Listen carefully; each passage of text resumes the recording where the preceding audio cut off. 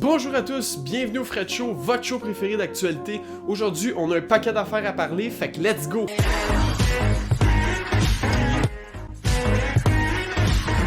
Donc, premièrement, je veux commencer avec la crise ferroviaire. J'en ai parlé rapidement dans mon autre vidéo, je vous ai expliqué rapidement pourquoi ça se passe, mais j'ai pas été un peu plus loin. Et aujourd'hui, je vais aller un peu plus loin avec ça. Premièrement, ça fait 2 semaines que ça dure déjà, et là, la pression sur le gouvernement devient de plus en plus grande. Justin Trudeau, il tient son bout, et il veut toujours une solution pacifique. Donc, il veut pas qu'il y ait de violence. Dans le fond, il veut pas une crise d'octobre 2.0. De son côté, Andrew Scheer, lui, a été massacré par les critiques à cause de son discours qu'il a fait à la Chambre des communes, où il a traité les manifestants de groupes radicaux. Son discours a été dit raciste, irresponsable. Donc lui, il s'est fait complètement ramasser par la critique. Justin Trudeau se fait aussi critiquer à cause qu'il bouge pas. Il fait rien. Et oui, il veut être pacifique. Il dit aux manifestants qu'il est à l'écoute de ce qu'ils veulent, mais il fait rien. Il bouge pas. Il y a rien qui avance. Et ça fait 2 semaines déjà que ça dure. De son côté, François Legault a dit, il est d'accord aussi avec Justin Trudeau que ça doit être pacifique la solution, mais il a dit, et je cite, « Ce que je compte défendre comme position, c'est de demander à M.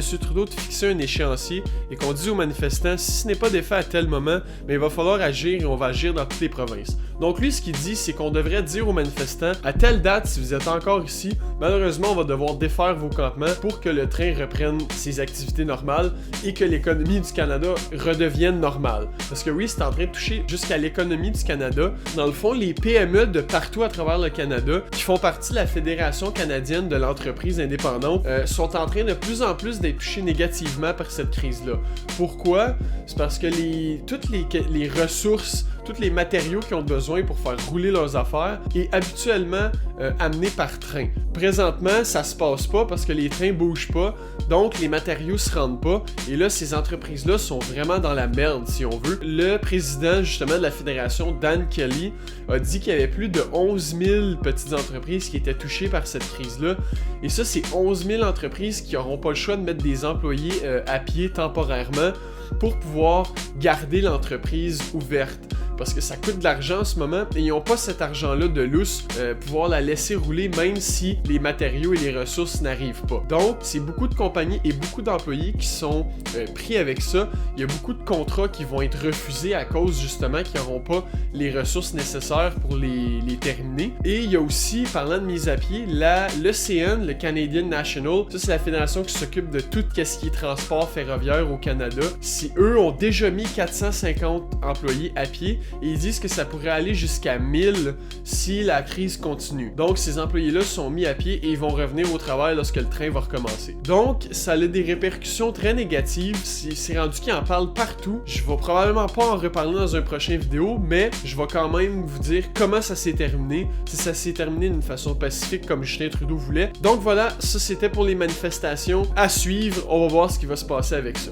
Deuxième nouvelle, on se dirige à la Prairie en Montérégie. Hier, mercredi, il y a eu un énorme carambolage qui a impliqué près de 200 véhicules. Ce carambolage-là a malheureusement fait 2 victimes. Les 2 victimes ont été identifiées aujourd'hui, donc jeudi. L'enquête de la Sûreté du Québec se continue. Ça va rester à suivre pour voir qu'est-ce qui a causé cet accident-là. Sur cette autoroute-là, puisqu'elle est sur le bord du fleuve, il y a beaucoup de bourrasques devant, donc ça aurait pu être une cause de cet accident-là. Maintenant, pour la dernière nouvelle, je veux parler de Métro Métro. La 2e édition de Métro Métro aura lieu cet été du 15 au 17 mai. Il va y avoir des très grosses têtes d'affiche comme Travis Scott, Booba, Loud, Young Thug, donc il y a beaucoup de gros noms qui vont être là.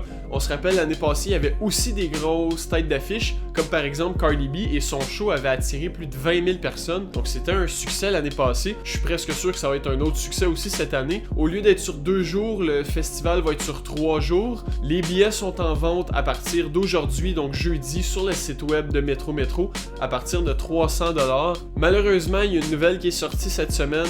Le rappeur Pop Smoke, qui était supposé être à Métro Métro cet été, a été abattu dans une résidence de Los Angeles à l'âge de 20 ans. Donc malheureusement, il ne sera pas à Métro Métro. Donc voilà. C'est tout pour l'actualité aujourd'hui. J'espère que vous avez aimé. N'oubliez pas de liker la vidéo. Abonnez-vous pour voir les autres. Mettez la petite cloche pour avoir une notification quand je vais poster. Le prochain vidéo sera la semaine prochaine. Salut!